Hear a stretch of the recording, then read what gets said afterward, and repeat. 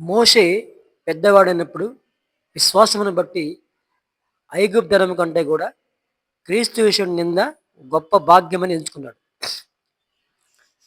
మోషే అనేకమైన అద్భుత కార్యం జరిగించాడు.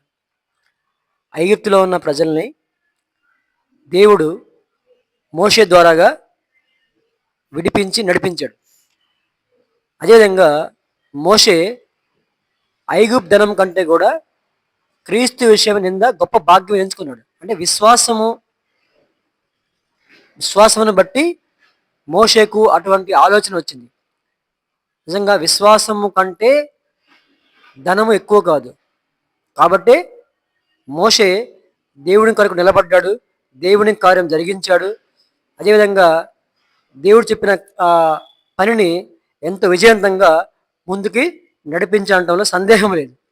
కాబట్టి ఈ విధంగా మనం కూడా ధనము కంటే విశ్వాసము గొప్పది. క్రీస్తు విషయం నింద అంటే దేవుని కొరకు మనం నిందలు, అవమానాలు, శ్రమలు మనం వస్తూ ఉంటాయి. అవన్నీ కూడా మనం ఎదుర్కోవాలి. తప్పక దేవుడు మనల్ని ఆదరిస్తాడు, కనికరిస్తాడు, ధైర్యపరుస్తాడు, ముందుకు నడిపిస్తాడు. ఆమేన్.